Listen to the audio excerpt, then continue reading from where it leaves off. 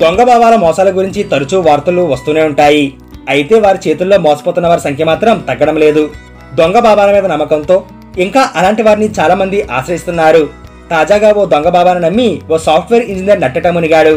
ఉన్నదంతా అమ్ముకుని బాబాకు 14 కోట్లు ముట్టజెప్పాడు. అయినా తన సమస్య తీరకపోవడంతో నడిరోడ్డున పడ్డాడు. కానీ ఈ డబ్బుతో నిందితులు రిచ్ ఏరియాలో విలాసవంతమైన బంగ్లా కొనడం గమనార్హం. చివరికి తాను మోసపోయానని గ్రహించిన బాధితుడు పోలీసులు ఆశ్రయించాడు.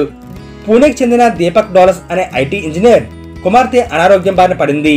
ఈ నేపథ్యంలో ఆమె రోగం ఎలాగైనా నయం చేయాలని దీపక్ అనుకున్నాడు. అందుకోసం అనేక ప్రయత్నాలు చేశారు. ఈ క్రమంలో బాబాను కూడా కలిశాడు. అలా బాబా రాజేంద్ర కట్కే ఆమె శిష్యురాలు వేదిక పందాపూర్కర్ తో దీపక్ కు పరిచయం ఏర్పడింది.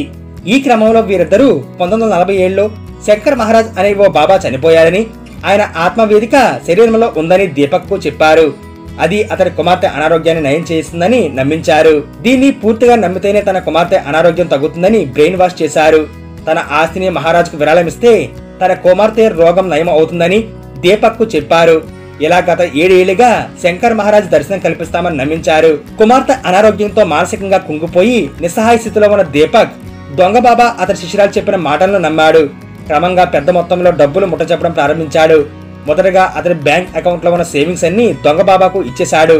అనంతరం యూకేలో ఉన్న తన ఇల్లు, ఫామ్ హౌస్ కూడా అమ్మేసి డబ్బులు ముట్టజెప్పాడు. ఇలా దీపక్ తన వద్ద ఉన్న సేవింగ్స్, ఆస్తి అంతా కలిపి 14 కోట్ల వరకు నిందితులకు ఇచ్చాడు. ఉన్నదంతా ఊడ్చి ఇచ్చేసిన తన కుమార్తె అనారోగ్యం నయం కాకపోవడంతో దీపక్ దొంగ బాబా అతని శిష్యురాలు వేదికను నిలదీశాడు. అనంతరం తాను మోసపోయానని తెలుసుకుని పోలీసులకు ఫిర్యాదు చేశారు. దీపక్ ఫిర్యాదు ఆధారంగా కేసు నమోదు చేసుకుని దర్యాప్తు చేపట్టారు పోలీసులు. అయితే విచారణలో షాకింగ్ విషయాలు బయటకు వచ్చాయి. బాధితుల వద్ద దోచేసిన డబ్బుతో కొంత మొత్తంతో పూణేలోని క్రోధుడి అనే ధనిక ప్రాంతంలో నిందితులు ఒక లగ్జరీ బంగ్లాను కొన్నట్లు తేలింది.